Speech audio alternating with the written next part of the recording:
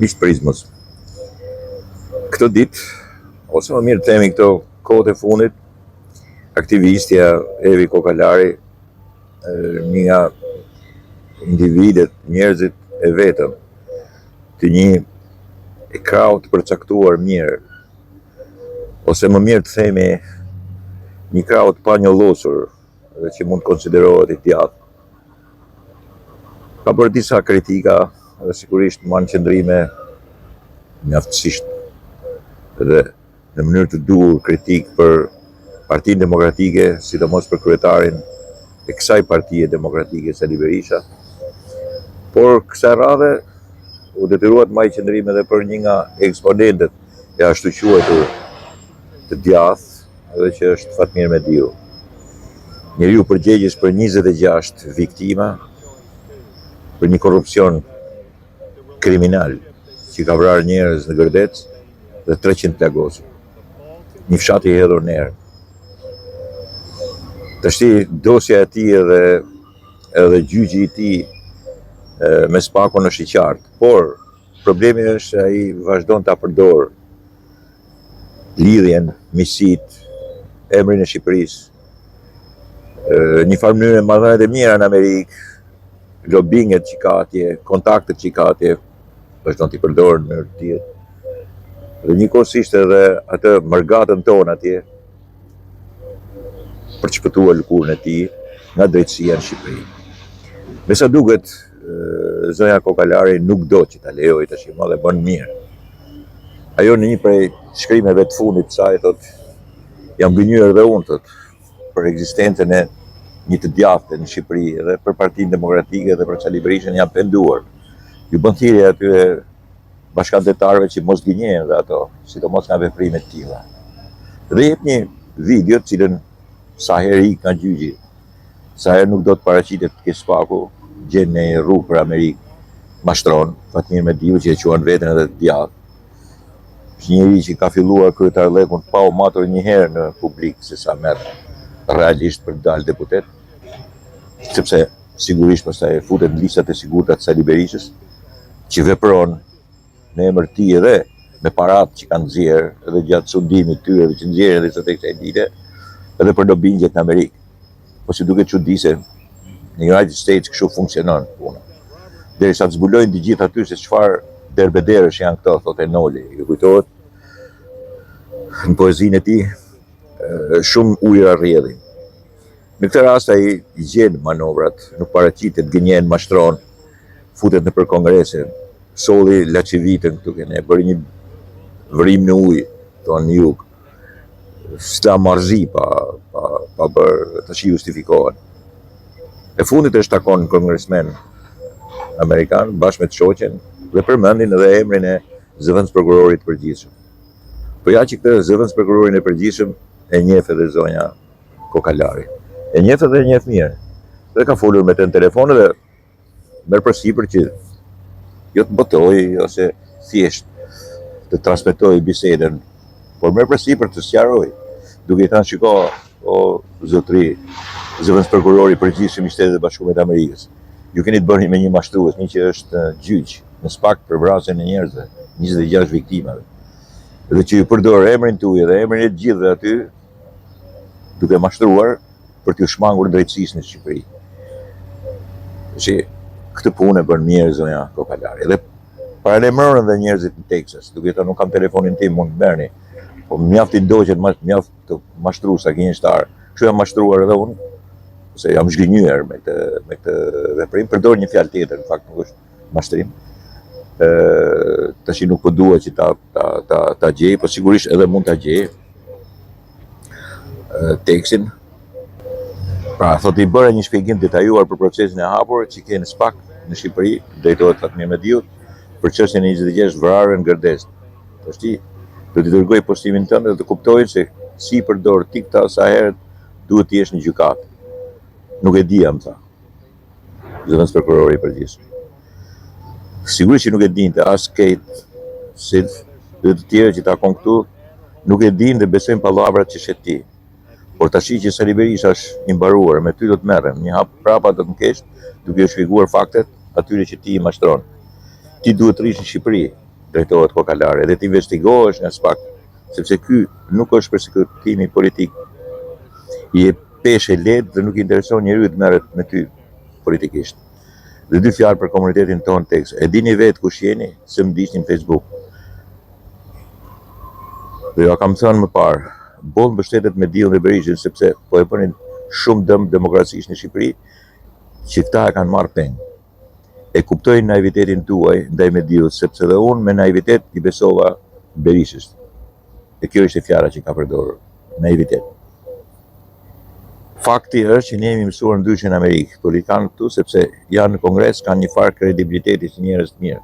Po kjo nuk do të thonë që ky lloj kredibiliteti dhe ky lloj besimi ekziston në Shqipëri. Përkundazi, një pjesë të madhe tonë aty janë mbledhur gjithë gjynaqarët, maskaret. E pra, kështu e konsiderohet djallën shqiptare, derisa kuptohet që këta janë arsye kryesore pse Shqipëria nuk ecën përpara. Do të keni sqarime edhe më vonë, edhe ky është postimi i Evi Kokalarit. Tash edhe një opinion timin për zonjën Kokalari. Sigurisht kur dilte në një rresht, në një podium me Sali Berishën, nuk mund të them se urreja, po bile kam bërë një dy shkrime, po thosha, mor kjo zonja si ka mundësi që bashkohet me të, si ka mundësi që rri një tavolinë me të, si ka mundësi që beson ke ky njeri. E ka për arrivizëm, do që të dali diku, si ka mundësi që mund besoj se një folk bolshevik, një stalinist si puna e tij, një person devijat, pervers politik dhe njeri perfid për sa i përket edhe të keqes shoqërore që gjeneron, të këqijave të mëdha, mendimit më obskur. Dhe kjo vazhdon të rri aty, si ka mundësi. Duhet ta njihte. Mirë, po nganjëherë duhet me besu edhe ke njerëzit, me të vërtetë është naivitet, siç thotë. Krejtësisht naivitet nuk mund të jetë, por është një padjeni e jashtëzakonshme ose një djeni e cekët. E njëkohësisht duhet që të qëndrosh me tjetrin e ta njohësh më mirë në marrëdhënien jo vetëm shoqërore, por marrëdhënien politike që sigurisht në Shtetet e Bashkuara të Amerikës një diçka tjetër, në Shqipëri është diçka tjetër. Shqipëria jonë është folklorike deri në thënë. Edhe Kokalari duhet ta di këtë punë, përse e pengon kusht atij. E ka këtë djeni. Kulmi i marrëzisë folklorike në politikë është Sali Berisha. Dhe këtë tash me sa duket zonja jo vetëm e ka kuptuar, po e di që është një pengesë e jashtëzakonshme, sidomos me gënjeshtrën e madhe të një komunisti i cili bëhet edhe i djathti më i madh, bile do të bënte edhe djathën konservatore, që imagjino tash, ky dhe Tritan Sheu e ka gjerë kastrit, të vetin Kokalari dhe zotin Sheu. Këto janë tash gjëra që sigurisht lejnë shenjë dhe duke lënë shenjë, pastaj binin njerëzit që me të vërtetë kjo punë kështu është. Mirë me Diu është një peshë tjetër, pastaj edhe këtu ka drejt. Por ai ka prishur jashtëzakonisht punë. Sepse ai është lidhja në mungesë të Berishës për të shkuar në Amerikë. Ai është lidhja që ka. Sepse ai sigurisht duke shfrytzuar që nga koha e hedhjes së Gërdecit një herë, lobingjet që ka atje, njerëzit që ka atje, pagesat që ka pasur mundësi që t'i bëjë, shpenzimet që ka pasur mundësi dhe ka sot e kësaj dite nga familja Berisha që t'i bëjë, po dhe të vetat. Fillon mashtrimi. Dhe këtu tash ka drejt zonja Kokalari. Ata duhet kuptojnë që Fatmir Mediu është për burg. Është për të paguar të gjithë fatkeqësinë e jashtëzakonshme që i kanë sjellë këtij vendi, jo vetëm duke mashtruar si e djatha, por duke i bërë keq në mashtrim e sipër të gjithë Shqipërisë. Fjalët e tij me një kongresmen që s'di gjë, Shqipëria kështu e Shqipëria, faleminderit për këtë, Shqipëria mike e jonë, ju jeni miq tanë, këto marrëzirat janë një idiotizëm që vjen nga Amerika deri në Shqipëri në mënyrë kaq butaforike, folklorike, siç ishte kjo. Ky postim i Fatmir Mediut sa të bën për të vjellë, për nga marrëzia, inkompetenca, mashtrimi dhe budalliku i jashtëzakonshëm politik. Dakord miqtë e mi? vokalari i kësaj radhe ka jashtëzakonisht drejt. Jashtëzakonisht të drejtë.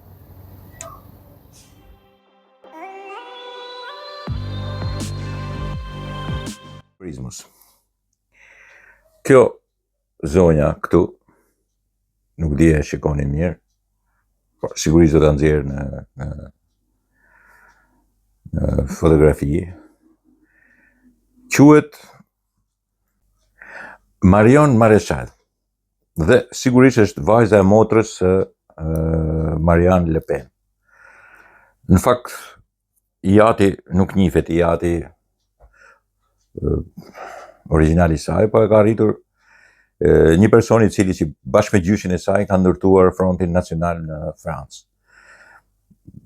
Shpeshherë i thonë fashista, profashiste, ekstremi djathës, sovranist, populist, etj.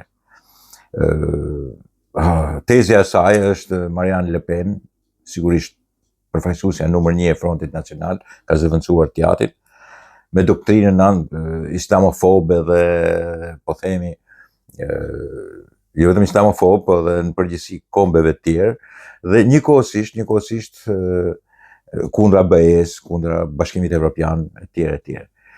Sot e kanë akuzuar për shpërdorim fondesh edhe shfrytëzim fondesh edhe është kjo pothuajse e çon punën që kjo mos të konsiderohet nesër njeriu që mund të kandidojë për president të Republikës Franceze, por kjo është europarlamentare. Kupton?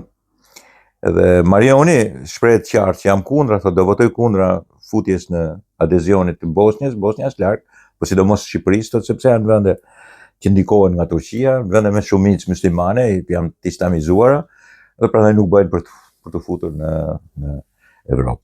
Ky është mendimi i kësaj nusës këtu, kupton? Edhe sigurisht është mendimi që mund të jetë plotësisht edhe i Frontit Nacional, që është partia më e madhe, ose po themi partia më e madhe franceze. Dhe normalisht përfaqëson një mendim të një pjese të Francës, e cila sigurisht vuan nga disa politika idiote të emigracionit dhe njëkohësisht të integrimit, janë të shëmtuara, jam edhe unë kundra kësaj lloji shëmtie që është bërë në mënyrë tragjike Parisit, Francës e të gjitha, por që është albanofobe, këtë të shik, nuk ja fal, jo tjetë kjo, po tjetë kushdojnë. Kjo në fakt nuk njeh historinë. Nuk e din që fashisti si puna kësaj ka pas Shqipëria sa të dush në kohë të ndryshme. Nuk e din që muslimanët tu janë lidhur më tepër me fashizmin e saj dikur, se sa po më kështu kanë qenë normalisht në kohë të fashizmit. Dhe pastaj kur vjen komunizmi mund të bisedojmë punë tjera. Nuk e din që ka pasur edhe këtu njerëz të mendimit, edhe ka dhe sot e kësaj dite të mendimit të kësaj. Nuk di të dalloj çdo të thotë musliman ballkanik dhe Ballkanas me islamofobinë që ka kjo, që rrjedh nga ato vende të cilat sigurisht e kanë praktikë religionare të përditshme dhe shtetërore. Nuk njeh Shqipërinë, nuk e ka vizituar asnjëherë, thjesht flet marrëzira sepse kaq mend ka, por kjo është e drejtë atyre, kështu janë. Evropa prandaj është kështu kaq e bukur se ka edhe të tillë idiot si Majtas.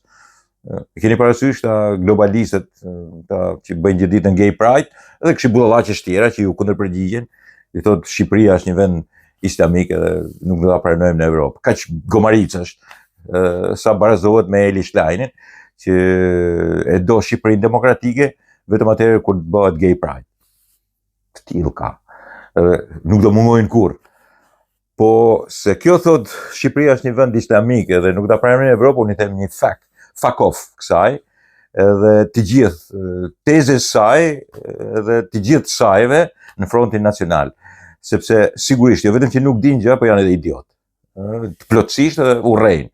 Në momente të tilla nuk ke pse të çaj përgjigjesh ndryshe këtyne kastravecave, sovranistë dhe idiotë dhe ignorantë që ka Franca dhe mund të ketë edhe gjithë bota.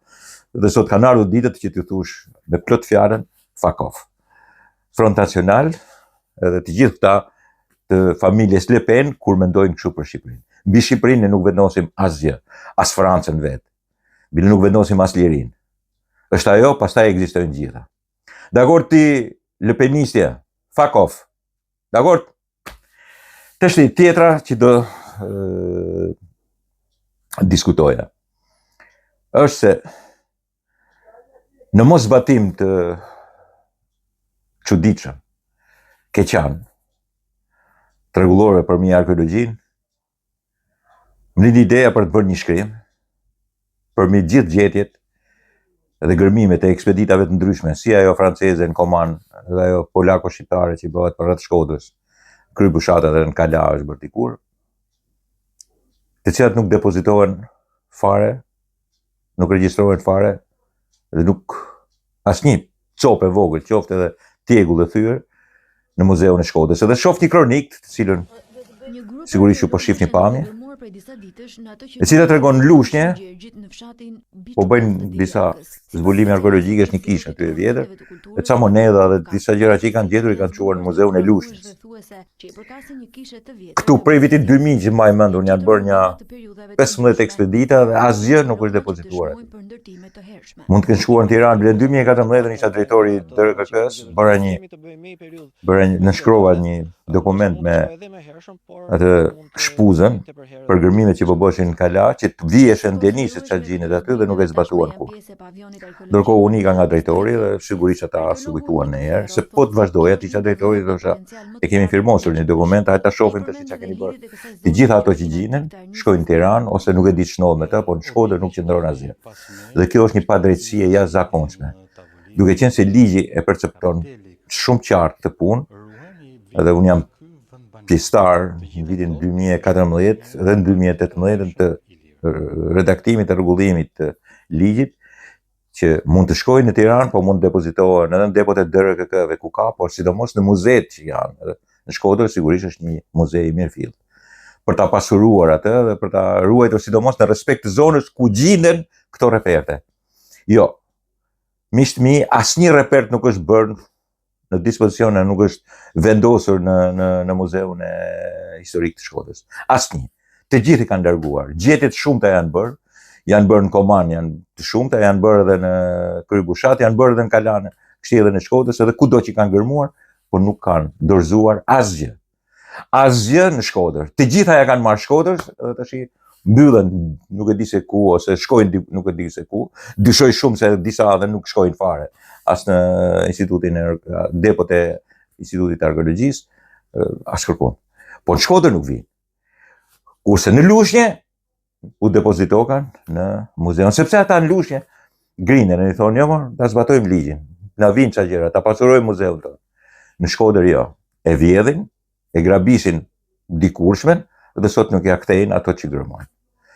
Edhe për më tepër ku ka dhe shkodran aty që shohin aty, janë një arkeolog që është në Shkodër këtu, një tjetër që drejton punimet që është shkodran, pavarësisht se ajo një zonjë aty nuk ka lidhje me Shkodrën fare, ka lidhje me Tiranën, të ekspeditës franceze, por të tjerët s'kanë bërë asgjë. Nuk kanë sjellë një repert. Shkodrës i mungojnë shumë gjetje arkeologjike, të cilat duhet ishin në muzeun e historik të Shkodrës dhe nuk ka asgjë.